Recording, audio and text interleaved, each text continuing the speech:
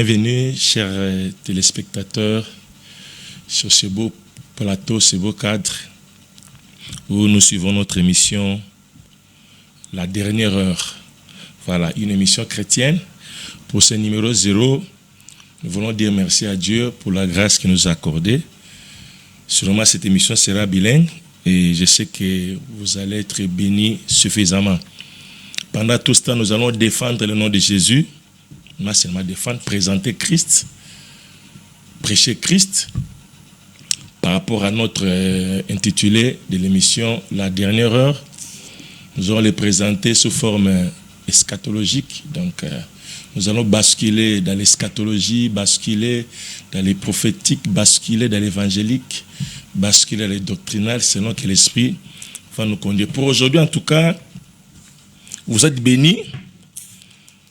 Vous êtes réellement bénis et je commencerai par cette émission sans dire merci, saluer, bénir d'abord la régie. J'ai béni Alf Kandolo dans la régie, j'ai béni notre réalisateur Patrick Komba, qui Dieu bénisse. Donc par vous, nous sommes là, vous pouvez bien nous capter, bien nous entendre. Et j'ai béni aussi mon frère Soumb Junior et sa femme Bibi à partir des États-Unis. Que le Seigneur vous bénisse énormément. Moi, c'est votre serviteur, le prophète Patrick Nzana. Donc, les visionnaires, les représentants légaux des PKN Ministries. Donc, Patrick Abiseke Nzana Ministries, qui regorge l'église Chapelle des Disciples, le ministère Génération des Ouvriers à la Dernière Heure, ainsi que la fondation Patrick Kabiseke Lanzana. Voilà, donc nous sommes situés pour le moment à Kitambo, sur Maïndombe 66, direction Chute de l'Ofoy. Donc, si vous êtes sur l'hôpital vers Vélodrome, sur l'arrêt, on appelle Chanik. Si vous êtes sur la chaussée Kassavoubou, l'arrêt c'est Mabaya. Donc, on est là. Les bureaux sont ouverts de 11h à 16h. Chaque jour, venez. Vous allez nous trouver là. Et nos programmes de prière, lundi, mardi, le jeudi, nous sommes là de 17h à 19h. Et le vendredi, nous sommes là la nuit. Et le dimanche, 8h30 à 10h30. En tout cas, prenez ces rendez-vous et n'oubliez pas, et le Seigneur va bénir. Alors, pour aller plus loin, parce que la télévision, c'est question de l'heure, merci beaucoup. Je m'en vais vous proposer un verset de la Bible. Nous allons parler de l'Église. Donc, bon, je ne peux pas me recommencer, me répéter, mais nous évoluons. Toujours soit Éphésiens, le premier chapitre, le verset 20 jusqu'à 23. Nous parlons de l'Église. L'Église. Je lis. Il a déployé en Christ, en le ressuscitant des morts et en le faisant asseoir à sa droite dans les lieux célestes, au-dessus de toute domination, de toute autorité, de toute puissance, de toute dignité et de tout nom qui peut se nommer non seulement dans les siècles présents, mais encore dans les siècles à venir. Il a tout mis sous ses pieds, et il a donné pour chef suprême l'Église, qui est son corps, la plénitude de celui qui remplit tout en tous. Voilà. L'Église. Ah, l'Église, c'est le corps du Christ. Oui, l'Église, c'est le corps du Christ. Donc, déjà, le corps chez nous, l'Église, et Christ lui-même, il est la tête. Ça, c'est l'église corps, l'église universelle. Il y a aussi des églises locales qui a la tête de pasteur, l'église dénominationnelle, Otoyebi, Otozali, Lelo, où ils ont dérivé d'un mot grec ecclésia, qui signifie tout simplement assemblée, l'isanga. Il y a aussi na ekaleo, qui veut dire je convoque, ou je l'appellerai hors d'eux. Église Zabato ba bengi bango hors de ba dimisi bango hors de ba oti na mukili baza à part bazo préparer bango po na kokende pa yankolo. Et voilà, maintenant, ndenge apôtre Paul a peindre l'église, alobi que Nzambe a déployé nguya nyonso na kobimisa Yesu na kunda. Pe atie likolo au-dessus. Faut savoir que l'église est au sommet, c'est le sommité de tout. Na kindo kinyos église na top. Na magie église na top. Le sommet. De soba no tanga bonguya, faut que l'église likolo au-dessus de la mêlée. Et puis le reste, kotia kisi, église au-dessus et le reste, toujours les premiers. Au-dessus des autorités, des principautés, des dignités et de tous les noms qui peuvent être nommés dans les siècles présents, même dans les siècles des avenirs. Et ça, la maladie Moussouka, là, le coronavirus déjà, en 2015, 2018, il y a ma maladie Moussoupe Koubima. Et ça, le virus, c'est ça, Botama. Malgré qu'il y a, et aux alikola, il est toujours nassé. Toujours nassé. Quelqu'un peut me dire Amen bien. Abi Achango nassé à ma collègue, chef suprême, l'église, qui est son corps. Église ezali yo ou ezali ngai. Lisango to sangani dozali force, il connaît bangoya nyoso. Et pourquoi je me demande et je me plains, pourquoi? Qu'est-ce qui fait que l'église est perdre force n'ango? Église est perdre place n'ango. Cependant, lorsque nous lisons la Bible, tout le monde que l'église est le komoko bako saka nangote. Bako ningise angote. En principe, il y a attaqué moi dans Nzambe boye, ceux qui te se réfèrent à l'écriture boye, aux gens moto boye, diable a bloqué au thé. Bako envoûté au thé. Oko mene ba via ba stress thé. L'église, Dieu a payé, a levé la barre très haut pour nous sauver. Il a levé la barre très haut. Likolo pour abikisayo, abikisangai. Et qui travaille il a payé un grand prix pour nous sauver, pour te sauver, toi, sauver-moi que je suis.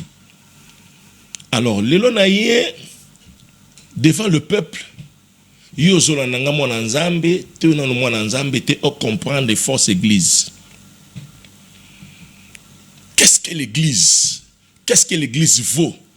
C'est vrai, les lots bazo critiquer peu importe. Oh, église à Congo, église bébé, église Koufi, ça c'est les églises locales. L'église corps du Christ est indestructible, est inviolable, est inattaquable. Ce église on a bakangi ango, église on est panzani, pasteur on a Koufi baliango. Ça ne dérange pas le corps du Christ. L'obano amène bien. L'obano amène à continuer.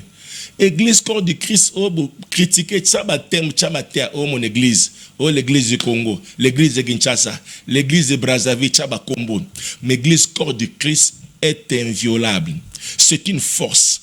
Il y a toujours comme standard, comme niveau, église est corps du Christ, et puis tout travailler à fonctionner, tout comme un niveau, parce qu'il y a église pure. Église ali sans tache. Église ali ni ride. C'est pourquoi nous, en tant que serviteurs, pasteurs, nous avons ce droit de prêcher la pleine évangile. Et notre évangile doit être christocentrique. Tofan de sa yesu nakati. Totika kotombo la bakomba d'église. Totika kotombo la bakomba batou. Totombo la kombo ya yesu. Yesu azala au centre de tout. Le bananga amen bien. Yesu azala au centre ya makamonyoso. C'est pourquoi nazana ba belema moko on a récolté. Il y a beaucoup à dire par rapport à cela, parce que les standards c'est la parole de Dieu. Les modèles c'est pas ce que nous voyons dans nos villes, dans nos quartiers, voilà, dans nos familles. Les standards c'est la parole de Dieu. Pasteur a faillir, mais le vrai pasteur c'est Jésus-Christ, lui qui ne faillit jamais. Tolongola modèle nabiso na kotala bato. Na sambela aliso soute pour église et décevoir ngai. Na sambela soute pour ba pasteur ba décevoir ngai. Ba pasteur ba comme moins sérieux, ba comme escroc, bandumba miyibi, patati patata. Ba komi, mais laisse-moi te dire, notre modèle ce n'est pas les hommes. Notre modèle c'est la parole de Dieu.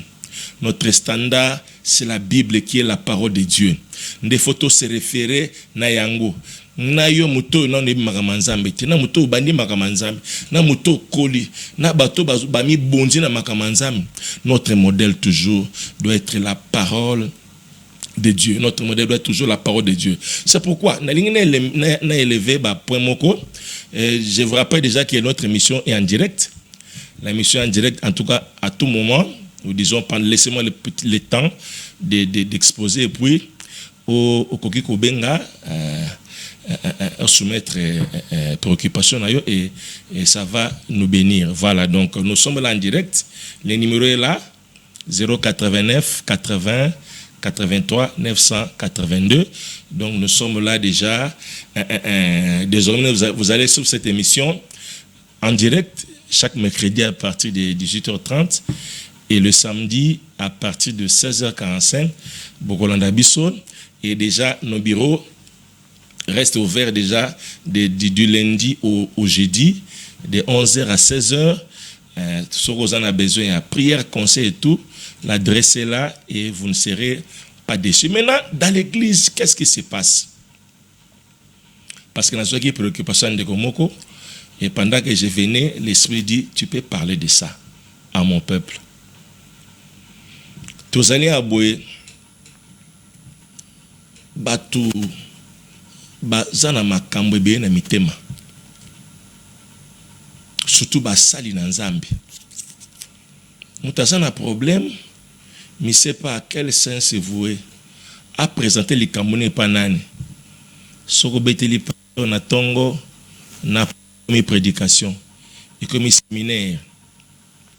Ce que pasteur Azamutakimia nanda ka betela moi sinaye moi cha panzango na famille na quartier l'église Mobimba. Alors comme blessé, ba komi na ba difficulté, qu'à un problème à soumettre et pas na bassin en Zambie pour avoir solution. Ce qui fait que ba komi aigri, ba bazoko ko avancer té, ba miracle yo sa mali sous-souté, ba komi ko changer l'église, ba komi carrément dessus, église de komi kaka TikTok, komi Facebook, a komo na nanga matin na YouTube ici. Ceux qui partent au Fante, ils s'en foutent. Ceux qui partent au Tinda, à Tinda, et c'est fini comme ça.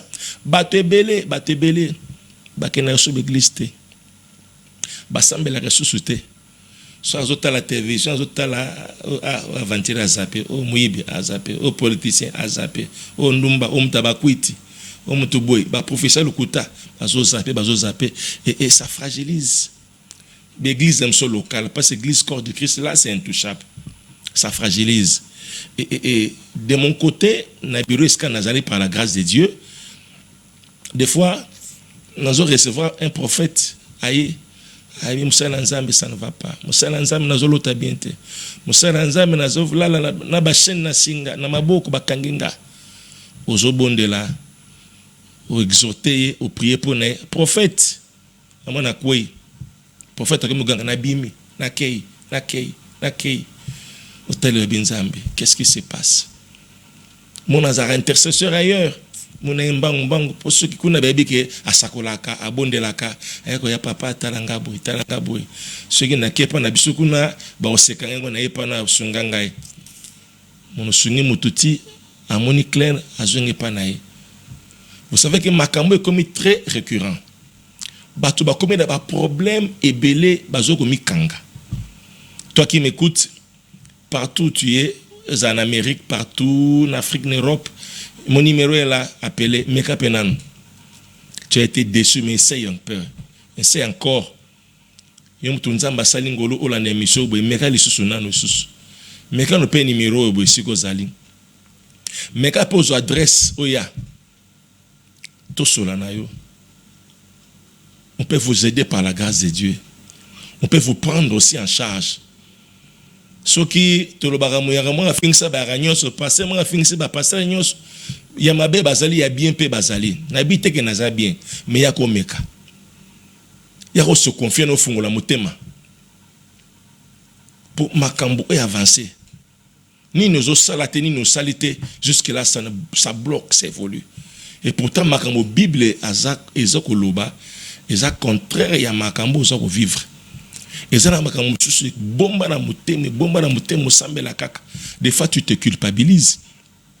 Il y a des enseignements que j'ai à donner par rapport même, il y a ma confession, il y a des instances, des niveaux auxquels Moutouazan a problème, à quoi ça la prière, quoi ça la repentance.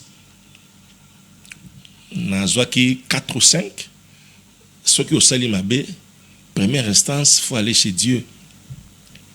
Ceux qui ont offensé parole, ont offensé loi, nous avons prié à notre Père, pardonne-nous nos offenses. Aux osenge pas dans Nzambe, pour bouki mi beko naye, pour bouki ma loba naye. Tu vas aller demander pardon à Dieu. Ça, c'est le premier niveau. Et le deuxième niveau, Bible les autres va confesser, vous les péchez les uns les autres. Ce qu'on offensé ndekonayo, mon ebongisa. Zate le on appelle cet exemple baramoko abwe yozo tambola ndeko za liboso ko si téléphone. Yo moni téléphone ozu bien nzambe limbisanga dozu téléphone abato olo banzambe limbisanga o chepe na poche. Mtabaluki bazo loka téléphone eza na poche nao. Yo po lege binzambe limbisanga. Ngape na kwa isaka zonga kate. OK. Là c'est pas bien fait. Si mon nzambe limbisanga wana okende pa nzambe te. Il faut voir la personne à qui tu as offensé. Mona ye loba téléphone yango limbisanga. Et là on a zwa ki yango limbisanga. Yango na zwa ko lancer appel directement mutu zalia abwe. Oza na problème na mutu, il faut aller régler ça. L'église rozonge la force que no bongsa. Yo soko ju musala au défait loka frère ya pasteur de frère et logo soki ya diacre loka za mut église au foot ate loka mut église au nom de l'église donc au milieu au nom de l'église ako kanga pe au côté cacho c'est pas au nom de l'église ça c'est de la moins sérieuxité. Donc tu as un problème avec ton frère ozana nyongo foot akate omela appelle-le senga pardon loba to bo de nzambo to bongisa nzamba sunga fona futa. J'attends que bazo bengo bloqué téléphone, ou yambakate, ou autant la appel, message de côté au sali vu, ou réagir, ça c'est pas bien faire. Mais pendant au sein la ranzambe, et puis pasteur de sur quoi? Banyongo et paille. Mais il faudra assumer. Ça fragilise. L'église locale, ça fragilise. Moutako ko mutumusu à longue église par rapport à des frères na biloko azo futa terre à longue église. Tebi niveau ba fois ba touté. Bien que c'est pas le cas. Ndako longue église te po ba depsa ki biloko église pe sika ko defa biloko pété. Yango na zo lancer pe yom tozande ko defsa biloko l'église c'est pas un endroit pour prier. Pour ça ba commerce on defsa yeso ça panza ba une église pour na makambo wana. Tant bo defsi biloko pasteur e ba kete tant indiel kokoko pasteur amelinga biloko. Ça sert à rien. Aller ranger ça ailleurs, en dehors de l'église. Alors, ce que chasse ton frère, bengaye, bo arranger. Soko futa, zoa, bo solo la. Bo tchabe séance, bo futa, nzamba o tchalo boko. Ça va aller. Donc, la deuxième instance, il faut mon andeko. Senga pardon. Au salaki mabe, senga pardon. Bo bonki ça. Et ça va aider, ça va bénir. Et troisième instance, il faut aller voir l'homme de Dieu. Na Jean 22, na Souka, c'est lui à qui vous pardonnerez les péchés. Ils leur seront pardonnés. Et ceux à qui vous les retiendrez, ils seront retenus. On a une instance que mon asko musa na Nzambe. Na bagi liboso mona Nzambe moko bondeli. Et balé so sa nginde ko mabe mona ndeko no bondela. Mais ceux qui peut ezana makamusu yo sali qui osengi pe pardon. Moi senti qu'à culpabilité. Allez voir les hommes de Dieu. Ils vont prier pour toi. Malheureusement, bah homme de Dieu comme ya rotanga. Mieux c'est comme buzz. C'est comme du marketing. C'est comme ba rubrique à prédication. Sorry. Ok, pas moussa nanzambe lobi likambo comme matia, comme ya ko critiquer, comme ya bambwake là, comme ya ba réunion boale, à balancer main libre. Ba tout mingi ba se rétracter. Ce qui fait que moi même l'entourage ba pasteur, serviteur, vous sentez que baza aigri, bazo fungwamate. Entre pasteur et collaborateur et karmakasi. Vous sentirez un pasteur gay, disons, jovial, bien là, bien bâti, ça, va serviteur, vous sentez bizarre. Vous sentez écart makasi. On dirait, je ne sais pas comment expliquer. Parce que makambo, na cessé batami. Na ko betela na ni poshi na loba des ese baby singai. Et baby singa réputation. Na ko betela suna ni lisolo. Mais vous na fa na ngai. Mais vous soki na cotaction na ba comité obligé à kota ko consulter ba magicien wana ba voyant comment consulter bon na ba réseaux sociaux et ba comme égaré.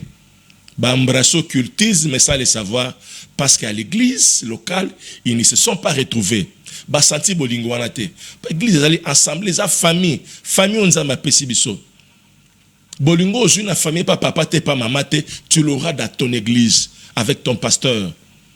Bolungo aussi pas ya balé qui note, c'est l'église que tu vas les retrouver.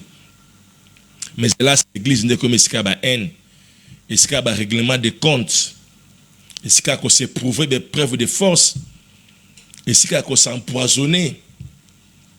L'église est comme ici boy sœur alingaki, frère alingi sero tanga tikiye, tanga alingi sero mususu abaliye. Lokola tika qui est jour à mariage, yo protocole, que tu as à Sainte-Seine, aux huit poisons tu na 20. Tant ba servir ba coupe na ba on ba kufa. Lokola ba balioté, libala pe ke ne musikate. On a vu ça. Ba tie poison à Sainte-Seine. Allez, tant ba pambole ba mariage à Sainte-Seine yango ale. Moi charge mo ba la zui ale. Ba ke na ndako ale. Malade bandi, loué bandi. La koufi, quelque temps après, moi ça koufi ici. Mais c'est dans l'église. Dans l'église. Nous sommes kakapo, balinga ngai, batiki ngai, loka batiki ngai na olaksa bango. Puis si la famille, ce que muta boy, obete na lisolo. Oba ndenge ni. Obete la pasteur. O kima, c'est o kima okiapi. C'est o kia. L'église mususu monaka tolongwa ba changer église muta changer église c'est ka mundi merci ka yo c'est peu la même mutu mais makambo ezana motema na oyebite otunité et c'est on rapport ba kitoko kota ko yemba lokola za beauté za bien bâti la bien présentable par protocole privé mais sika outi makambo sali makambe komelien makambe so kufra na motema ne boyebi mona mutasike kwa mutasike moi c'est pas ko bala yo na mbala ngo pam obalié obali makambo. Bien aimé, nous devons nous réveiller, faut revenir sur nos bases, réfléchir même avec les hommes de Dieu, que faire, même si possible. Pasteur ozana mundi menayo ozomana ngazana makambo azoko kolobate to ça ozo sentir eloko moto loti likambo zo tuna zo répondre te c'est mieux obengi moninga no pasteur musubo solara bien ozane confiance recommandé mama kende mona pasteur wana kendo sola na ye aide yo ponga na zana yo nde na façon na te façon na zo ko encadrer yo façon na sentir yo te qu'est-ce qui va pas soit ko funga na motema te recommandé pa bandeko mususu mutako bato te ke akekuna akomi likango na ye akekuna botelo mondimité recommandé ce que posa na bango te meka pe pa na ngana tinda c'est comme ça qu'on va s'entraider tout ça na dernière heure erasuka yango erasuka l'église doit se préparer l'église doit se préparer l'église doit être forte l'église doit être soudée. Bien sûr, la dernière heure aussi, parce que dans la dernière heure, on aura tout vu. Dernière heure, eza tango ya ba sangisa. Otobara un serviteur loué à plusieurs heures. Oh, il y a 17 heures. Eza c'est la confusion. C'est la cacophonie. Batu nyonso ba se retrouver. Ba serviteur à souka, batu nyonso ba kanyonso. Ya bandoki, ya bandumba, ya ba miibi, ya ba féticheur. Tout ça bloque, tout ça dans la masse. Tout ça dans la masse, dans le désordre. Moi, je distingue bien, c'est la dernière heure. moya ko ba bien na mabe ezate mais tozali bazali na minute sukobo na bangonga suka. Oh, l'église est comme divisée, l'église est comme poison, l'église est comme belé, et comme dos à dos, côte à côte, face à face, nez au nez. Oh, bafle, c'est quoi ça? Ezanini la réponse, eza la dernière heure.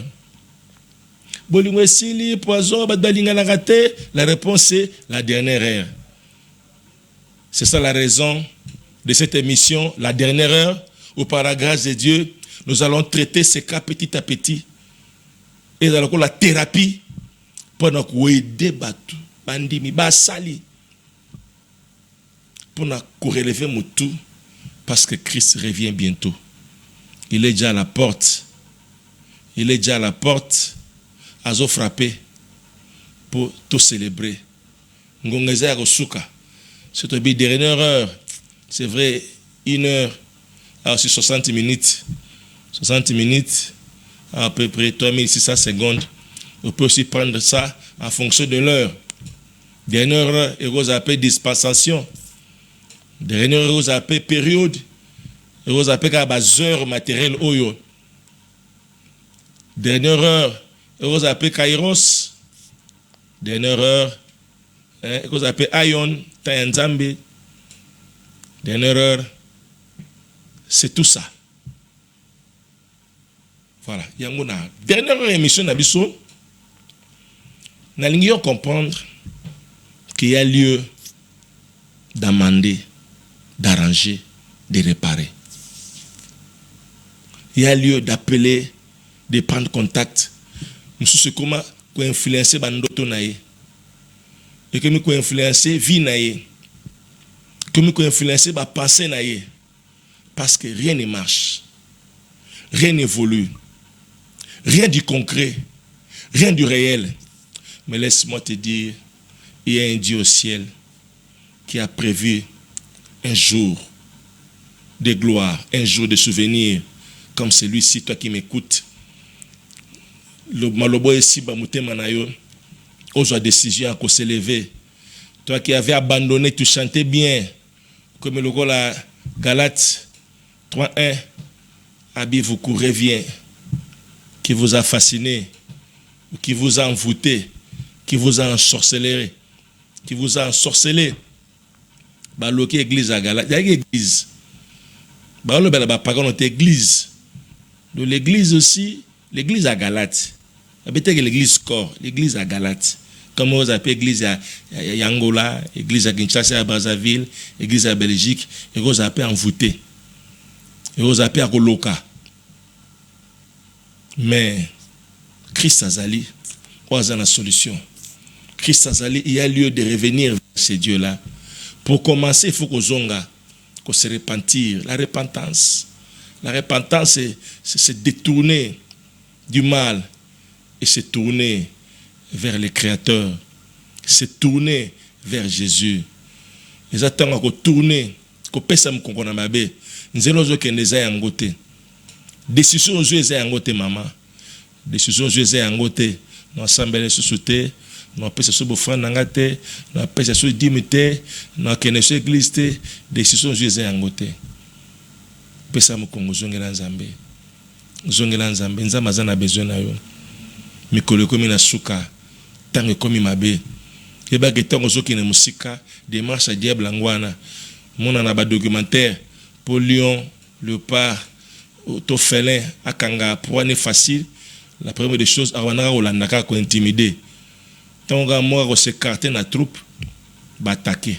Mais ceux qui basent en bloc, c'est difficile, même si va attaquer, mais tant que va en bloc, va défendre. Et bah que tant que se carter, ok na liwa, au commis pour un diable, avant qu'il ne soit trop tard, yom tozo kanga zonge la nzambe.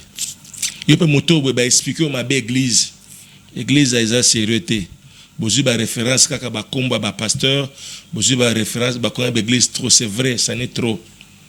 Na bi que ta musuma kam na zolo ba rondi mango pété. Mais na bi que bateau nzambe préparé pour bandima bazali. Pe na obonde na nzambe za na liste bateau ba kondima. Si vous entendez sa voix, n'endurcissez pas vos cœurs. Kokanga motema te yaka. Kokanga motema te ndeko yaka. Zongela, répands-toi. Pesa mokongo na mabe, tel Nzambe. Zonga, c'est vrai, l'église t'a déçu, oui. L'église locale. Les pasteurs t'ont déçu, oui. Les frères de l'église t'ont déçu, oui. Batamukile bat décevoir, oui. Famille décevoir, oui. Batiki, oui. Mais mutuma otika ote, c'est Jésus. Na pesa rabadi menanga na pesa bofran nangai. Tant musale sili pasteur qui pasungate er otalangate ando talanga ponagi mukonzi. Tant na pesa badi menaki partenaire. Pasteur na visitenga pas vraiment 200. Luka musale sili bambongo ezate pasteur apesi mukongo. Ata na benge ayambakate pour na jasu inutile. Na comme inutile. Yango na osambela te, s'il te plaît. Nzamba sima motema no mutozo kanga lelo. Telema. Telema. Nabi telema. Telema parce que bitumbo tozo nango eza ya nzoto te eza ya molimo. Pour église revêtir belle robe nango et revêtir force nango, il faut ngano tozonga. Tozonga. Tozonga la Nzambe. To comprendre que tu es là qui ba pasteur te, tu es là qui église te. Tu es là qui est Yesu.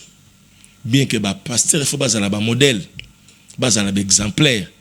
Na dédouaner ba pasteur tel que nous sommes. Biso peto za ba exemplaire parce que to bomi ba tebele. To kimisi ba tebele, to pengo aussi ba tebele. Mon suspecté le mec a scellé pe ma beming les amis pasteurs allez ba enfoncer sous.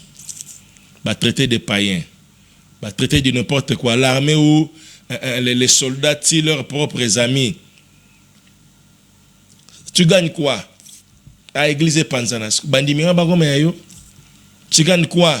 Le quoi un ministre a commandé mon dimeno, tu gagnes quoi? Tu gagnes quoi? Ce qu'on sort après. Ce qu'on va milieu après. Et après. Oh, aux sala. Aux la famille, aux la bana. Tu sais pas comment ça peut peser.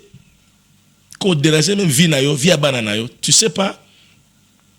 Il est grand temps, ces messages concernent tout le monde. Yo ndeko nangai oza koyoka ozola nanga sikobwe numéro ezali wana adresse ezali ozana Kinshasa sûrement Indombe 66 na quartier Kilimani direction de l'Ofoy na Kitambo donc référence à hôpital Vélodrome tozawana yaka lundi à jeudi déjà ba bureau ezofuna à partir à 11h jusqu'à 16h. Culte zali lundi, mardi, na jeudi, vendredi tu en as pris na boutou veillé et les dimanches les matins 8h30 à 10h30 tu viens là, tu seras très bien accueilli, bien servi et le Seigneur te bénira davantage. Je forme alors téléma. Yom to tika makamanza mais téléma cette fois-ci téléma. Mais encore cette fois-ci, mais je te dis que tu ne seras pas dessus. Bonde la Nzambe, bonde autour Nzambe, est-ce que mutozo lobana be est-ce que ça mo sel Nzambe solo. Nzamba convaincre yo. Quoi pe ka biya ya te. Ka pona leki na télévision, te leki na média te. Bonde la Nzamba convaincre mutozo loba ceux qui pensaient à solo Seigneur, mais mangue pa na ye. Ceux qui posa libana mboka, tina ndeko na zabe, comment? Keno mona mo sel Nzambe bo solo la. Bo solo la. Ba famille zali abo musu ba secret batama. Papa asa bimana mwana ye leki kuna ya kuna botana leki na ye mwana bima fa abomba ko saka garçon mo benzoka instet pour expliquer qu'on a bo betel soleil panani bo bomba na mutema yoko no so bota ozana katele bo so boti libanda mubala zako gata zako linga yo makasi azo gate mwana mais vérité za na mutema obetela ngo nani poso me ko betela paseta mso likango na kala abaki nini na opanza libalo yokufa comme sanga mona o récupérer obetela nani oko expliquer nani ozano kufa na mutema ba dossier grave oso ibimi ba famille panzani ibimi ba église panzani boko betela ngo nani. Par la grâce de Dieu, nous avons appris sur moi sagesse, on peut résoudre cela. Baka ebele tu résolva, ba famille zonga na kimia, ba église zonga na kimia, ba sana za ba zonga na kimia. On a passé en tout cas passé na zoko kate, bundu mezo silate. Sunganga mosena za me sunganga. Que nazo comprendre te mos nazo comprendre te. Toko bondela. Et ça dit comme sunganga moni wana ndumba. Je ne sais pas. Bato nyoso baye pa na ngai moko te.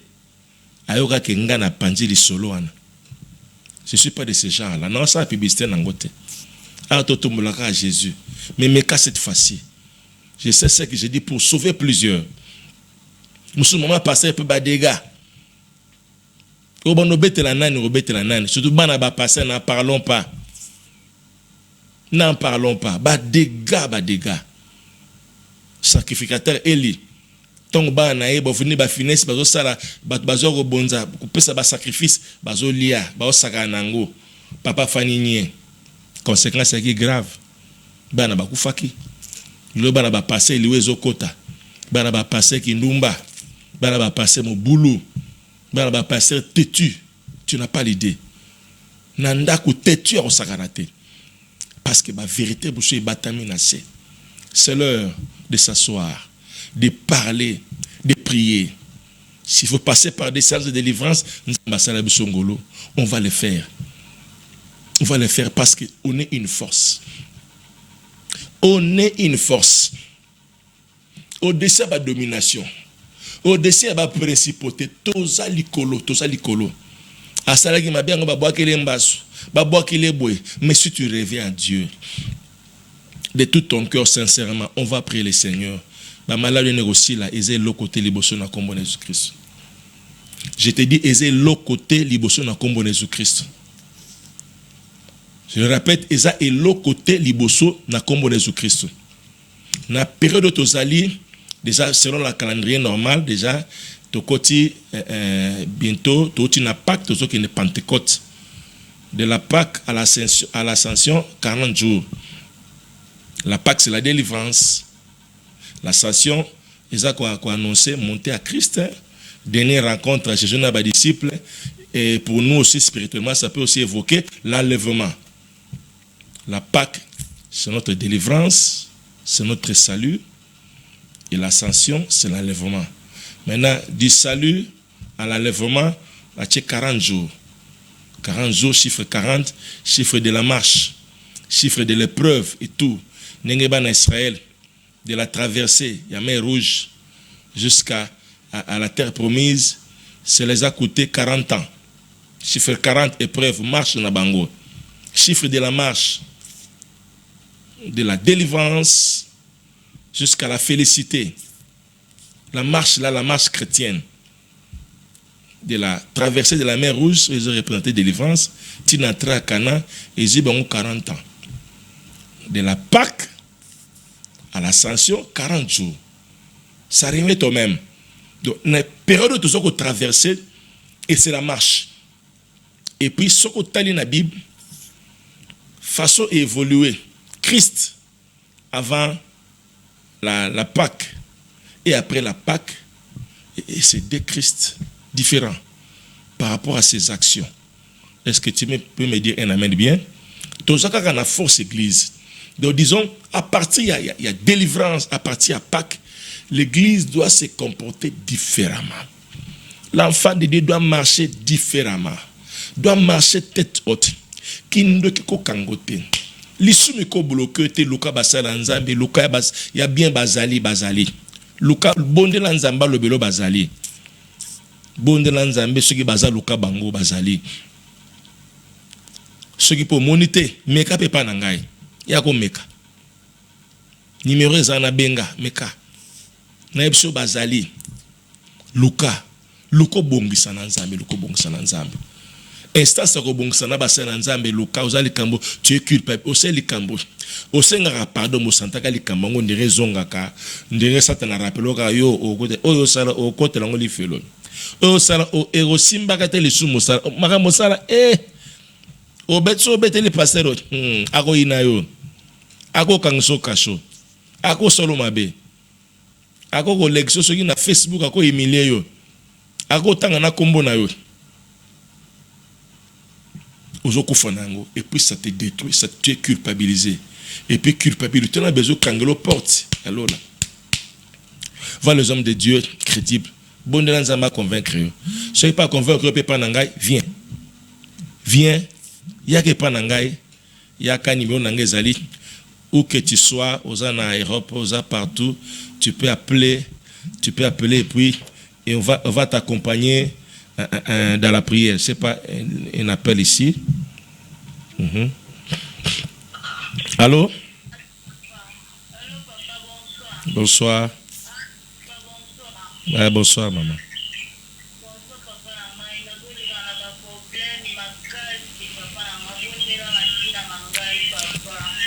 C'est vrai. Le problème est tout ça. Le problème est tout ça.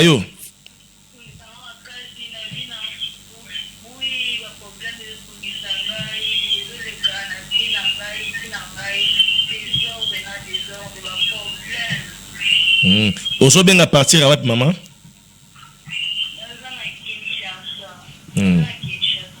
Voilà. Nazo bonde la coupe sa combo.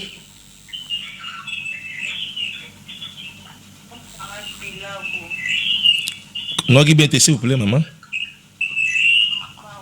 Combo nani s'il vous plaît. Nabi combo nani. Ah, Magui Tilago, ok. Nazo bonde la nzambe pona yo.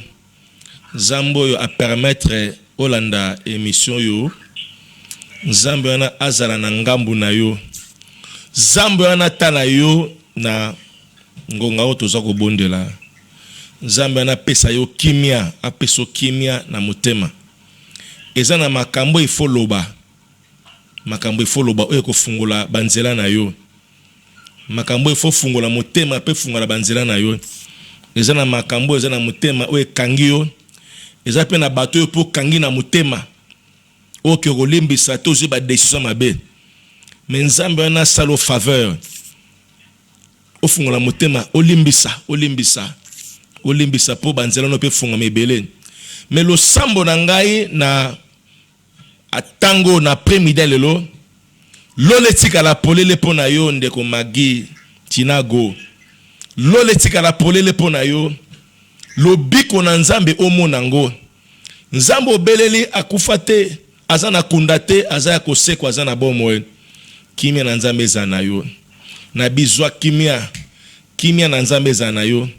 Kimia ngo banzamba koti likambo na yo. Na kombo na Yesu Kristo. Na kombo na Yesu Kristo nzamba pambola yo. Maman nzamba pambola yo makasi. Donc to bonde na téléphone ta ezama mingite. Zwa numéro ndengo bengi obenganga so après mission to solo là na ba détail mususu parce que déjà maramunyo so balobango na en direct boitipe za vie na yo donc to solo après adresse Pesali tu peux nous rejoindre déjà même déjà à partir de demain déjà à partir à 11h oya na Kitambo sûrement Indomé 66 et puis na soir tous en a culte il y a délivrance so banda qui déjà depuis le mardi demain zali tous traité sur manifestation ya mari pe femme de nuit oyo na remarquaki na vie abatu et puis na tie sujet wana tous sambela ba délivrance au salima on a invité déjà demain déjà à partir à 17h tous traité yango yo tam socio oleka na yango yo so oleka na yango Monique est concerné au thème, Baka ezali. Il y a ceux qui sont concernés dans ce genre de cas. Baka wana boye et que oza bandoto ezoko compliqué. Du fait que vérité oza na ba vérité ozoko bomba. Eza na makamso lo baraté. Et tango s'enquister, be esprit érigé domicile. Pe créer le yo ba esprit à boutou. Ya ba mari pe ba femme de nuit. Ce qui fait que et ça te complique. On n'a pas tout vu. On n'a pas tout enseigné. Tant soit amateur, si amateur, les cas. Viens, tu découvriras pourquoi on donne ces messages. Mais le banzambe a calé à la raté. Car on a vivre non. Ça ne va pas. Ça ne va pas. Alors, tu peux venir, ngana zateke, na bonda ki mutakwe na lexi na télévision, mutususu boye, akwe leki na télévision boye, ba belle famille boye, kapuyo moni pasteur, moni ngo végétarien pour bonda ki mutaleki na TV akwe, moni ngo sengo. Nzoka via moi na moi c'est baby. O mutapesi kombo bo pesi prophétie bo ale et que boye bakangi ndoki. Donc j'aime traiter maramusu na discrétion. Donc numéro zali, tu peux venir, on va traiter cela pour la gloire du Seigneur. Donc voilà, tous ceux qui na souka ya émission déjà, les numéros même après l'émission, tu peux continuer d'appeler et le Seigneur ne manquera pas de vous bénir. Donc je rappelle l'adresse. Déjà jeudi, demain jeudi, déjà à partir de 17h, tous en culte, on parle sur type. D'abord le type ya ba mari femme de nuit, na ba manifestation ba femme et mari de nuit, toquer plus na ba ndoto. Partir à bandoto et puis prière avec des délivrances. Donc yara lobby, c'est l'invitation pour n'andeko tu seras béni. Sokolingi consultation, olingi entretien déjà à partir à 11h. On est là, je suis là pour vous accueillir, tu appelles et puis on vient, tu seras reçu tranquillement et le Seigneur ne manquera pas de vous bénir. Demain, le rendez-vous est noté. On est sur Romains 66. Moi, votre humble serviteur, le prophète Patrick Nzana, je suis là pour vous recevoir. Alors, on a ligne tout ça la prière. On termine là déjà. Dans moins de 5 minutes, on termine. On a tout ça la prière. Et si vous allez. Merci Jésus. Tombe le boko na yo à droite, répétez prier aussi manangai. Le bas Seigneur Jésus. Nayoki liloba na yo. Nayoki mongongo na yo. Motema etutami. Nga moto na lembaki pesanga makasi. Nga moto na boyaki makama nzambe. Na boyaki musala ya nzambe, na boyaki basala nzambe, na zwaki décision, na osambelaka lisusu te, na okendaka su l'église wana te, na okili lobano lelo, pesanga makasi ya kotelema, lobi na telema, na lukayo, na lukelonge na yo, na zongela musala nzambe, na zonge l'église na ngai, na kombo na Yesu Kristo, pesanga makasi, na luka basaya na yo, na funga na motema na loba nyonso za na motema pona zwa kimia na kombo na Yesu Kristo na lingi yo pe moto yo nanu yambi Yesu Kristo te na bomo na yo omoni ke ngonge koki parce que c'est la dernière heure où yamba Yesu Kristo yo peut répéter prière aussi manangai kolo Yesu na okele loba na yo na comprendre que l'église corps de Christ nde yango force nde yango sommet na lukaki bakisi na lukaki soloka na lukaki bokoko na yebaki te église za suka eza sombele sanda ya nyonso yango na ye na eko bonza motema nange pa na yo na ye ozwe sika na motema na ngai na boyi satana na misa na ye na yambi o Yesu Kristo lokola mokonzi pobo moyina ngai vi na ngai mobimba esalela yo na boyi kolanda batu na lingi na landa yo na kombo na Yesu Kristo amen. Yo moto ozwi décision na boye église a pembe na yo bondela soza convaincu kende parce que moni ke olingola na ngai rejoindre ngai obengi ngai to solo là et je vais t'aider na prière, je vais t'aider na baptême, je vais t'aider na délivrance et puis na auto-prise en charge na musala ya Nzambe. En tout cas, na zobon de la peine na yo moto za na malade. Simba loboko esika pas ezali. Naza ko déclarer dans le nom puissant de Jésus-Christ. Il est écrit, la main de l'Éternel n'est pas courte pour toucher, ni son oreille bouchée pour entendre. Le boko na Nzambe esimba esiko zali.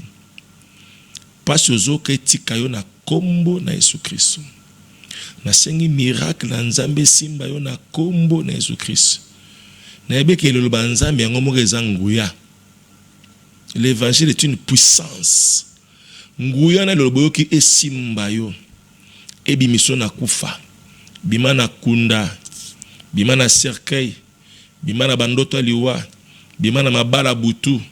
Bima na humiliation na confusion. Dans le nom puissant de Jésus-Christ. Yo zana proche akobota. Na bondeli mabotone le kamalamu na kombo na Jésus-Christ. Yo mtoze la nomination. Na bi na liste na kombo ne kota. Soki kombo kota te liste na le kate na kombo na Jésus-Christ.